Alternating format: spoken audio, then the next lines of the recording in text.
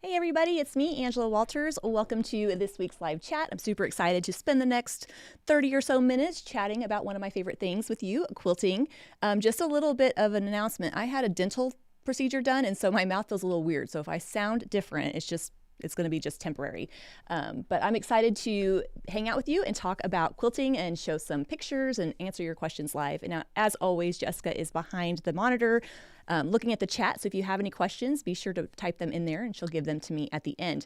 And today I have a giveaway for you all. So one lucky viewer is going to win a pattern, the Horizon pattern. I'll talk a little bit more about this here in a second. So if you're watching live, leave a comment, tell Jessica how much you love her, and maybe you'll win that pattern at the end. So if you've never joined a live chat before, I'm so glad you're here. If you've joined them before, you're a regular, I'm also glad you're here. During my live chats, I'd like to just kind of go over something quilting related. Usually it's some kind of topic, but right now we're kind of finishing up a video series, the Arcs, Curves, and Points Free Motion Challenge Quilting Along video series. And so throughout the last 4 videos, we have worked with rulers in a lot of different ways. And so if you have been checking out those videos, you know what I'm talking about. And I'm hoping you don't hate me too much from all the quilting. It was a lot of fun to put on the whole challenge. I'm going to go over the video here in a second, but I have to tell you, it's a great day in the Walters household when I finish the last video, when I'm done editing it, because I'm like, oh, I'm done. Now, don't worry, we're still planning other video series and doing that, but it's always kind of fun to finish, check that challenge off the list, get a little check mark. But I gotta tell you real quick, if you have time for a story, I was thinking about the panels I designed for the challenge, and last night I was just kind of like, I can't believe I get to do this, and how I number, or how I keep track of them in my head is like by number, starting whenever I started designing panels. So I was thinking back to that panel, the first How Do I Quilt It challenge video series, and that was in October 2019. I remember it was my birthday when I launched it. It just happened to work out that way. And I went live. I don't know if everybody was here, but I'm like going live with my phone, and it kept dropping the live, and I kept pulling it back up, and it was just such a cluster. Well, I'm holding my selfie stick, doing my live, and the frickin' phone falls out of the selfie stick while I'm live. It was just the biggest cluster. And I got home, and Jeremy, my husband, was like, well, that didn't go well. I'm like, no, it did not. Happy birthday to me. So we've come a long way. I appreciate, like, when you go live, there's always mistakes, but that was probably one of the most interesting times. And now this is technically, like, in my mind, number 13. So it's just crazy to think that you guys have been quilting along with me, and I get to do this, and I appreciate everybody who watches the videos and does all that. I had a whole moment, and I was like, oh, I just love everybody. So I just had to share that. Anyway, so if you're not sure what I'm talking about, if you check my YouTube channel, you can check out the previous video series. Always about machine quilting, usually about a technique. And this last one that we just wrapped up is about rulers, specifically arcs, curves, and pointy rulers. That being said, it's like the longest title in the world. So I think next time I'll just be like, Quilt Challenge or something a lot easier. I'm just kidding. If you haven't seen the videos, again, be sure to check them out. I show you how to quilt on a sewing machine and a long arm. And then during these live chats, I kind of go into a little bit more detail, or maybe give some pointers that I missed during the video series. And I know I say this all the time, but the videos are always on my YouTube channel. You can pop in and watch them at any time. So there's no rush. There's no, like, you're behind. So you're like, I haven't got to it because I've had 50 feet of snow. Don't worry about it. But the idea is, we get to have fun with it. So anyway, what we're going to recap, or what we did throughout the 4 videos, is kind of worked through this panel, and we learned how to use the rulers in a lot of different ways. And I know I've said this in previous live chats, there's a lot of repetition in this challenge, but that's how you get better at it. I promise it doesn't take as much practice as you might think. And I know my viewers out there, some of you that have been quilting for a while, could definitely attest to that, right? It takes some practice, and then you get better at it. So a lot of repetition to kind of force you out of your comfort zone with it.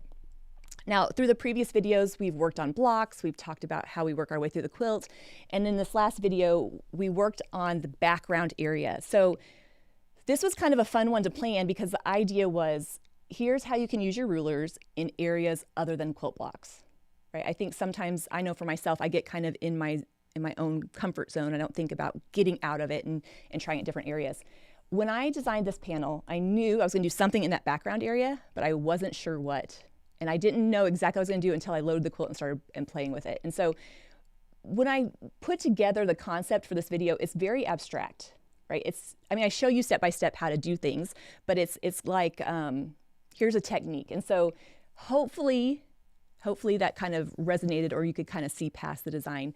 The idea being, if I can give you a technique or a way to approach these areas, you can use them on other quilts besides just this panel, or whatever. So when we worked in the background area, I kind of shared two different strategies. I like to make it, break it down to bullet points, like two different ways that you can use the rulers in background areas.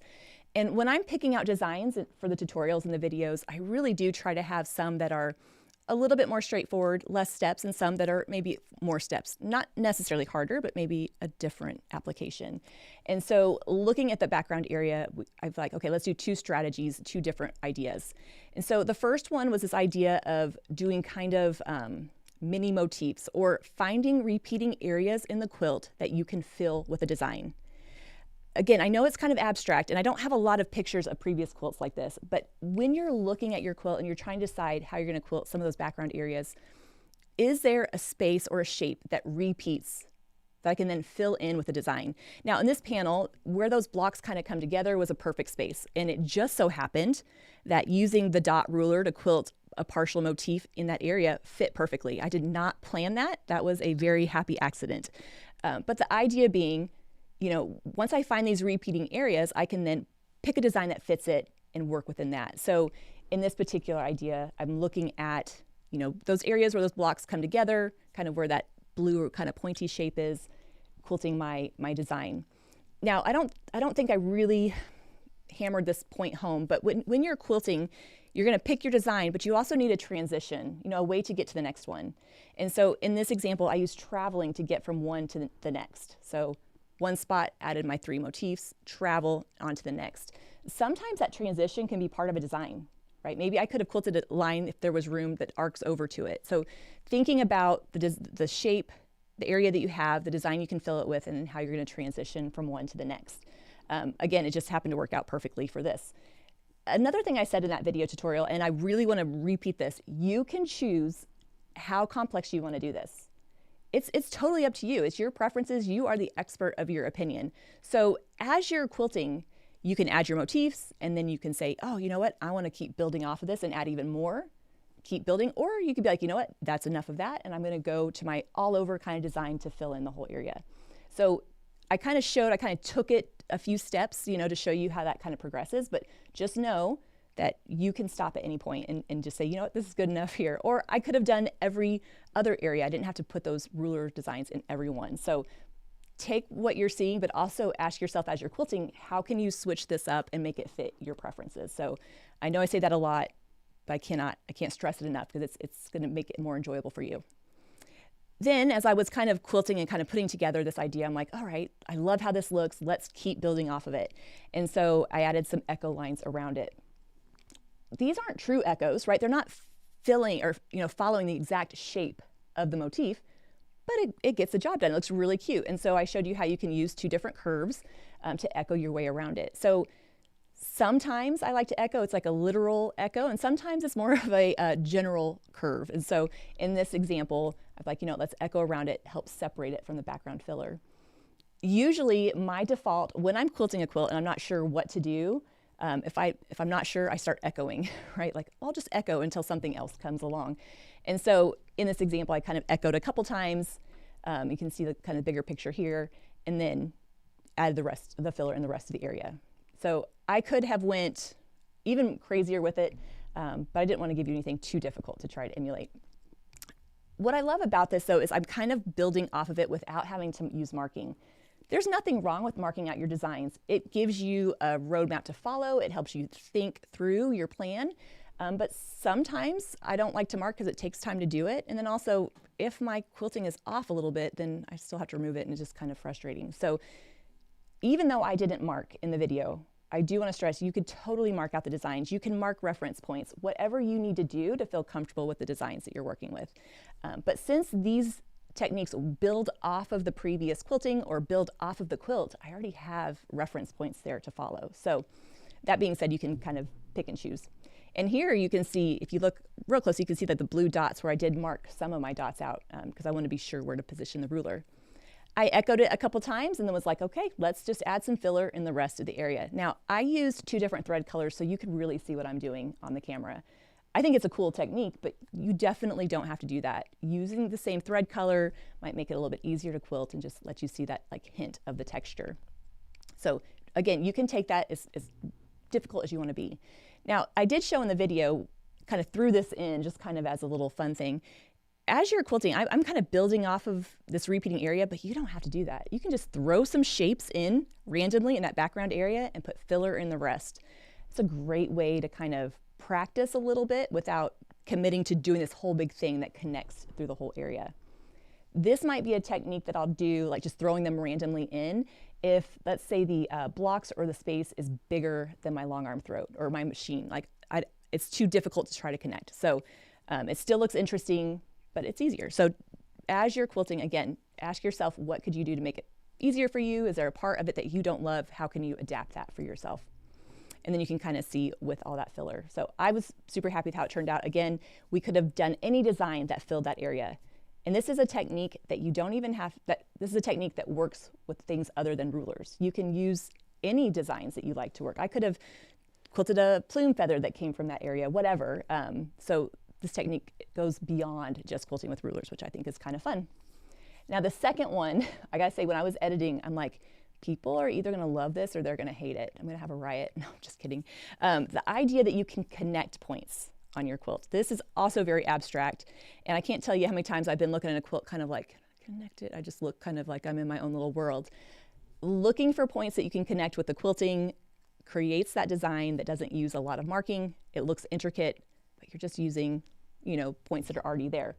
The problem is, once you have the whole thing quilted, it's really hard to see what went where, especially with this technique since I overlapped it. So I did kind of break it down step by step so you can see it a little bit clearer. Especially I know in a video, it's hard to see where I am on the whole quilt. You know, I can't show you the whole quilt and the quilting, right? So just know that as you're looking at quilt tops, think to yourself, are there points that I can connect that repeat throughout the whole quilt? And what kind of shapes can I use to connect them? And this works on the panels. I have the smaller panel and the larger panel. It works for both. You can adapt them however you want. This is especially going to be helpful if, let's say I have repeating areas, but they're too far away to connect. This just kind of makes it a little bit easier. So when I started quilting, I first looked at the points, which were kind of at the midpoint of that curve and at the outer point of that blue kind of shape. And I thought, what if I quilted arcs to it? When I'm quilting, I don't know exactly how it's going to look when I finish. I just start with it and kind of keep building off of it. Now, I know that sounds brave, or I hope it sounds brave, but that just comes with practice. You know, I'm like, well, I'll just keep adding stuff until I like how it looks. And when I started quilting this, I wasn't sure exactly how it was going to turn out. So don't feel like you need to have everything planned step by step before you get started. I mean, you definitely can if you want, but you don't have to. Another thing I didn't really specify in the video is you could mark out all this design and that would be totally fine. But like I said, once everything is on there, it's hard to see what goes where. So an option for this might be to mark out one row of the design and then come back and quilt it and then mark out the next row. So kind of marking as you quilt.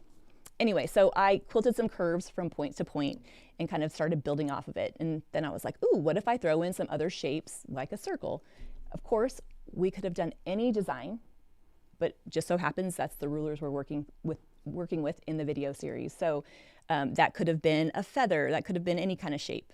And then again, working from point to point. Making the quilting really highlight the piecing and kind of showing off, you know, the patchwork there. Now, I will say, if I was working on a quilt top that I pieced and I'm not the best piecer in the world, I'm probably not going to do designs like this if they draw attention to poorly pieced blocks. I might do something really cool in the outside and then just do it all over in that other area. So what you quilt your lines to will draw your attention to it. So just keep that in mind. You want to highlight the good stuff and maybe not show off the bad stuff. Then after I quilted that first section, then I went right back over it and did another, you know, quilted more curves that go to certain points, quilted some arcs, and you can kind of see that there. I could have switched up the arrangement of that. I could have done a lot of different things. There's no wrong way with it, just as long as it's consistent. You know, I say this a lot. I kind of joke, once is a mistake, twice is a design choice. So whatever you do, just keep doing it. And so here I just kind of overlapped right over the top of it. Now in the video, or I think in the video or in the picture, sometimes I quilted that second line with a different thread color so you could see the difference, but using the same thread color looks great as well. And just like we saw with the previous technique, you can build off of this, adding as much or as little as you want. So I'm like, ooh, let's add some echoing. Now let's connect these points. And so it kind of got a little crazy towards the end, especially as I ran out of room. So you can kind of play around with this technique and really kind of have fun with it. So here you can kind of see the next step of that. Just, marking reference points. Sometimes those points that I'm connecting are points of the quilt or on the block, but sometimes they're previously quilted lines. And other times, like here, they're points that I've marked out with, putting that dot in a certain point. So I usually try to find points to connect that aren't bigger than the rulers I'm working with. So if I was quilting this, I had that kind of arc that goes up to the point back here. If that was too big, if that was too long, I might break it up and put 2 dots and quilt 2 arcs to it. So trying to keep it within what feels comfortable for me. Again, once you see everything kind of done, it's hard to know the steps, but just know that the takeaway here is that you can make it as complex as you'd like. Now, this idea, I did a live chat, gosh, I don't know, maybe a few months ago, where I'd worked through this EPP, this English paper piece quilt that I made, and I kind of showed the quilting step by step. Now, this probably looks similar because this was the inspiration for the challenge panel. It was quilting through this, I thought, oh, this would be really fun to work through some of this negative space. And so this just kind of illustrates this technique on a different quilt, although it looks very similar, so it's pretty much the same. But you can see where I've connected points on the quilt. I've picked, some different points around the edge and quilt curves to it. Again, kind of using those things that are already there to extend the quilting out into that negative space. And then filled them in. And you can check out that previous live chat. I go into detail with a lot of pictures, but you can kind of see the next step, right? Now that we've already worked through this tutorial, okay, I marked some points and connected those dots. So, and kept building off of it. So again, I'm not showing you all the pictures. I'm just kind of giving the overview here, kind of pulling it out and then filling in that area. And then towards the end, I got, this is way too much now. I'm done. I'm good. I'm just gonna put a filler in the rest of the area. So that's always like your get out of quilting card, like once you decide this is enough, you can just move on to other ones. So hopefully when you watched that video tutorial, you weren't like overwhelmed. I wanted mostly to be that takeaway of the technique. So hopefully that hits you and not so much like, oh my gosh, this is too confusing. Now, even though the video series is over, I know it's up there, indefinitely, so you can quilt at any time. Be sure to check out though the free quilting diagrams. In that, I kind of break down each week. I give you tips. You can see some diagrams, and it really helps you. For me, I'm a visual person. I want like a piece of paper in front of me, and a lot of quilting is just knowing where you're going. I like to joke 80% of quilting is knowing where you're going. It's not true, but the idea being is once you know how the design flows, then you can adapt it to your quilting. So drawing is a great practice with that. And then, of course, if you wanted more help, more assistance, you can get the expanded quilt diagrams. It's basically an ebook with tons more step-by-step diagrams and more pictures. So all the information for that is in the link in the description box below. So even though this kind of finishes up this series, I am going to be back next week for another live chat, and I will give some tips for quilting the optional border for the panel. So if anybody has any questions about that, just know it's coming. And so hopefully, if you did quilt along through the videos, or when you do, I hope that when you're done, you feel so proud of yourself and how much improvement you see. I know that I like to say it sucks to suck, right? Nobody likes to be not good at something, but the more you practice, the easier it gets. And I think it's just easier to practice when you have other people practicing with you. So it's just been a lot of fun quilting together with you, seeing the pictures on the Facebook group, and just kind of, I don't know, having that kind of class kind of atmosphere. And again, if you're like, I don't know what you're talking about, be sure to check out the video series, or if you want to order any of the products that I'm showing, you can just click the link in the description box below. And while you're there, you can check out all the previous Free Motion Challenge Quilting Along. So like I said, there are several in there. So even though it wraps up the series, I will be back with some more Free Motion Challenges. Jessica was like, we already got an email, somebody asking when the next one is. So I'm excited about that. But before I answer questions, I do want to show you some sneak peeks on what's coming up. So I have the Free Motion Challenge Quilting Along, which is machine quilting focused, and then I have the Midnight Quilter, which is like, hey, come hang out with me. I'm drinking wine, eating popcorn, and making quilts. And next week we will have a new episode of that. So it's going to be the Horizon Quilt, which is the pattern we're giving away. So talking about how to quilt or piece triangle blocks, and it was really kind of fun to make, and I learned a lot through making it. So there's some tips and tricks with that. So hopefully you'll check that out. And then coming soon will be another machine quilting video series called Hello Spring. If you are familiar with my live chats, you've been kind of hanging out with me in my videos, you know that in November we did a whole Christmas kind of themed video series. This is very similar to that, except it's going to be a panel that's very spring focused. So I have more details coming very, very soon, so can't wait to share that with you. Again, a lot of fun stuff in the works, and I gotta tell you, I love that I get to do this for a job. I love that you guys quilt along with me. It's just too much fun. So I appreciate if you've ever watched a video or gave it a thumbs up or subscribed, I definitely do appreciate that support. Now, that being said, do we have any questions?